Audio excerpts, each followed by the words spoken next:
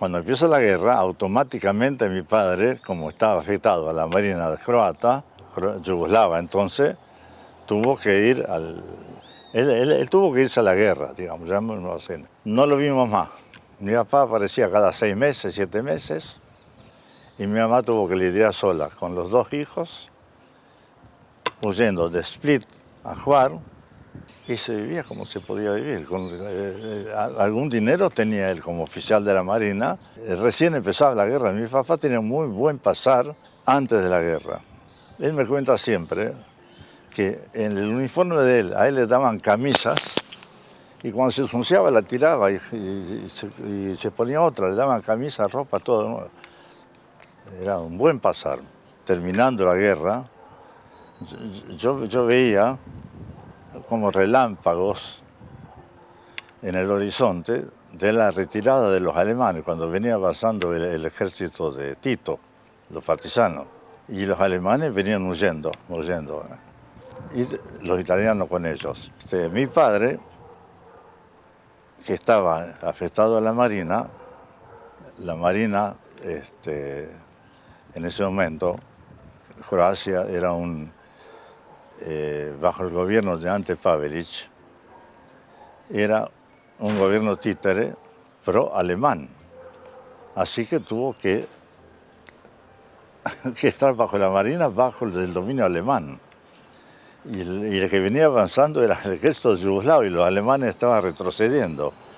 Así que me acuerdo que mi padre desapareció, se escondió, pasaron los alemanes por la casa de mi abuela, golpearon buscándolo para llevarlo.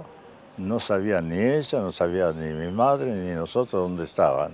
No teníamos noticias, se había escondido. Y después, cuando se retiraron los alemanes, se entregó al ejército yugoslavo. Estaba en un barco que estaba con los alemanes. Croacia, durante 2 años, fue República Independiente de Croacia, no era Yugoslavia. Porque Hitler no nombra a Pavelić como presidente de la República Títere de Croacia. No fue elegido nada. Entonces mi padre se entrega, junto con 21 oficiales de la Marina, que lo llevan todos a una isla y le hacen un juicio militar. De ese juicio militar salieron vivos mi papá y un oficial más. Los otros 19 fueron pasados por las armas todos. Ahora, no me preguntes por qué a mi papá no lo fusilaron y a un amigo no, también.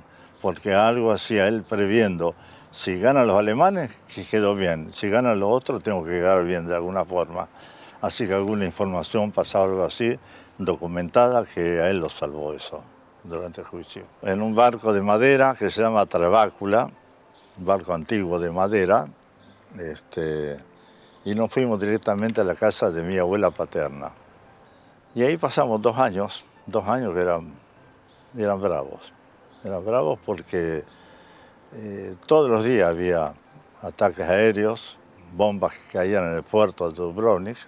Y lo peor de todo fue cuando terminaba la guerra. Yo me acuerdo que cuando huía el ejército alemán, que agarraban los partisanos, los fusilaban o le cortaban la cabeza. Me acuerdo que yo era chiquito y veía cadáveres flotando en el mar, sin cabeza o muertos así. Ya uno es chico y se acostumbra a esa cosa. Parece mentira, pero era una cosa tan natural que no sorprendía a nadie. Y en el año 45 yo tenía 7 años. Cuando termina la guerra y nosotros volvemos a Split, yo entro en un colegio. Era la República Federativa de Yugoslavia, ya con Tito como presidente. Y era la época de la posguerra, que era peor que durante la guerra. No había comida, no había sueldo, no había nada. Todo el mundo estaba abocado a la reconstrucción del país. Yo como chiquito, de 7 años, 8 años, tenía mi trabajo, plantar arbolitos en la montaña donde fue devastado por los incendios. Tenía que plantar un arbolito, ponerle una chapita con mi nombre y mantenerlo. Mi padre, lógicamente, él trabajaba en una empresa llamada Electro Dalmacia. Él tenía que donar todos los días 1 hora más para la parte de reconstruir todo el área, que era afín al trabajo de él. Y mi hermana también, todo el mundo trabajaba. No había plata, no había sueldo. A mi padre le daban unos bonos, que de acuerdo a la familia que tenía, eran tantos kilos de pan o tantos kilos de harina de maíz. Tampoco había mucho para elegir. Dinero no se veía, yo no conocí un juguete. En esa época era muy común el trueque. Me acuerdo que mi mamá llegó a la casa que hacía 4 años que estaba abandonada. Lo único que tenía era la ropa vieja, la sábana, todo eso, y se iba al mercado a cambiar. A lo mejor una sábana por 1 kilo de polenta. Y me acuerdo un día trajo un sobre, no sé si era 2 kilos de harina. No era harina refinada, sino harina común, molida. Y cuando la vacía había una cerradura oxidada toda para que hiciera más peso. Bueno, eso ocurre en todos lados. El que cometía algún delito directamente el que robaba, lo colgaba en una plaza y le ponía un cartel: este hombre robó. Entonces vos vas hoy a Croacia y no podés dejar $1000 en una mesa de bar y nadie te lo va a tocar, podés estar seguro. Doy fe porque varias veces nos pasó eso. Era un barrio muy residencial de Split, cerca del mar, unos 100 metros más o menos, 2 pisos, un altillo y un subsuelo, donde tenía toda la parte de instalación de gas, etc. Muy linda casa, un petit hotel prácticamente. Un barrio muy lindo, Bačvice se llamaba. ¿Y cómo fue eso ahí, cuando volviste? Y la primera vez cuando fui en el año 83, cuando me mandó Somisa a hacer un trabajo en Italia, me crucé a Croacia, me tomé un ómnibus que iba a Split. Cuando iba llegando a Split, me ponía a llorar, la emoción de volver otra vez al lugar donde nací, después de 40 años. 40 años pasaron. Sí. Y algo curioso, yo tenía olvidado todo, pero a medida que iba llegando y veía, dice, acá a la vuelta está la escuela, y estaba la escuela. Y acá yo jugaba y estaba el lugar donde yo jugaba con los amigos, todo eso. Se volvió todo como un libro abierto así. En la casa nuestra cayeron 4 bombas, 3 en el jardín y una en el costado de la casa. Ese barquito estaba en el living y una de las bombas que cayó en el costado de la casa, una esquila de la bomba, pegó en el barquito, le hizo un agujerito así, estaba la esquila adentro. Pues. Ese barco fue hecho en el año 35, está escrito ahí. En esa época no existía el EVA test o algo de eso que dijera qué sexo era el hijo que iban a hacer. Entonces mi papá siempre pensaba que el primer hijo iba a ser varón. Y el barco era para él. Y resulta que nació mi hermana. Pero terminó siendo mío. Por si hay alguna. Las bombas caían, pero no en la parte antigua de la ciudad, que era más bien un museo, era una zona muy antigua, no había ningún destacamento militar, entonces no era muy atacado eso. Sí la zona portuaria, así que uno escuchaba los bombardeos de las bombas cuando caían y la alarma que sonaba cuando llegaban los aviones y cuando terminaba el bombardeo.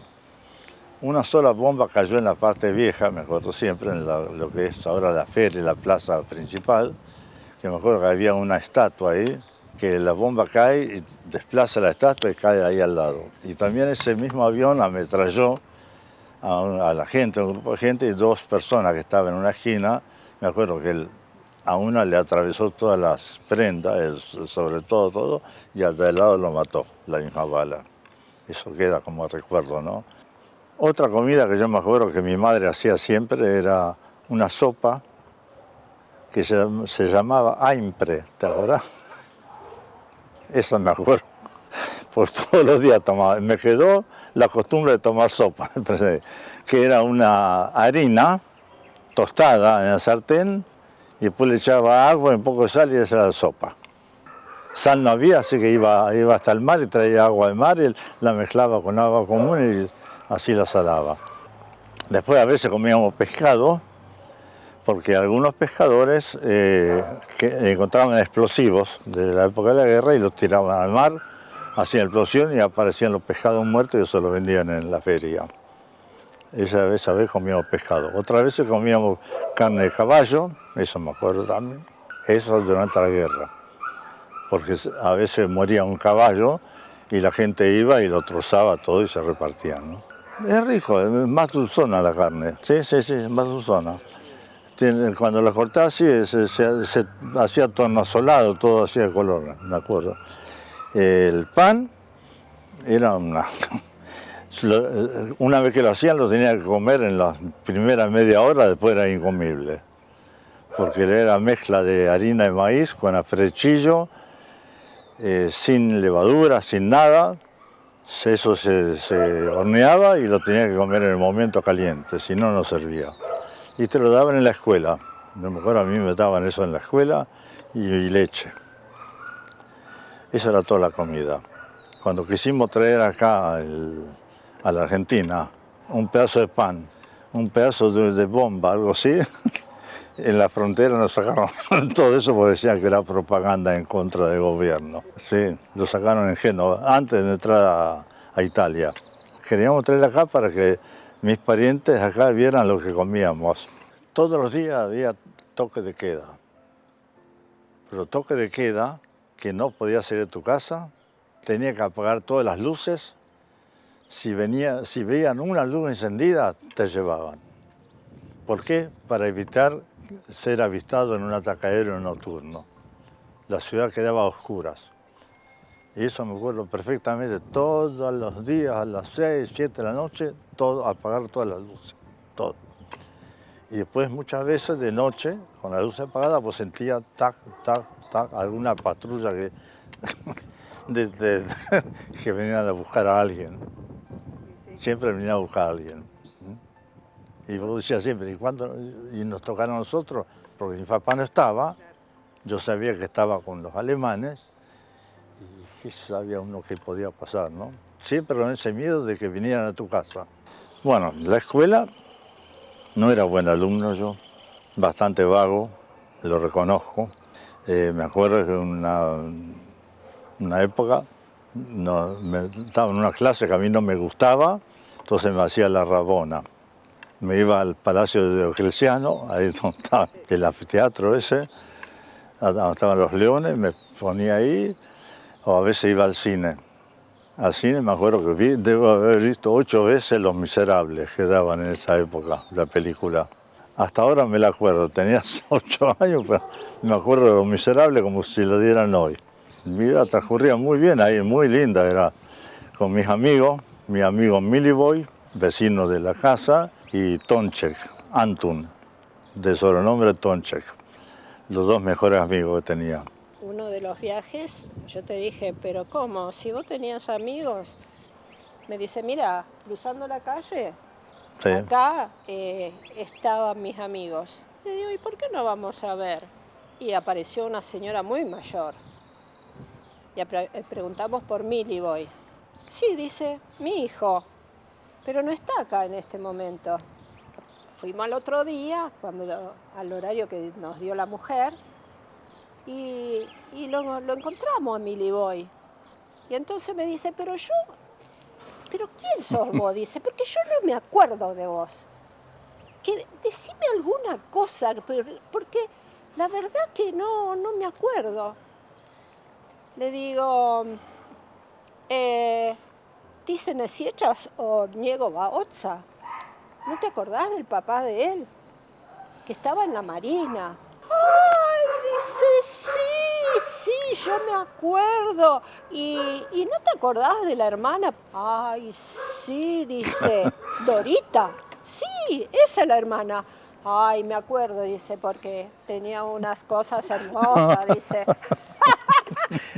Bueno, entonces, ahí, bueno, le vino toda la memoria gracias a la hermana. Y después nos dijo dónde podríamos encontrar al otro amigo que se llama Tonchek, que es médico en un hospital de ahí. Y bueno, y así fueron hilvanando las cosas y fueron momentos muy, muy agradables, sí.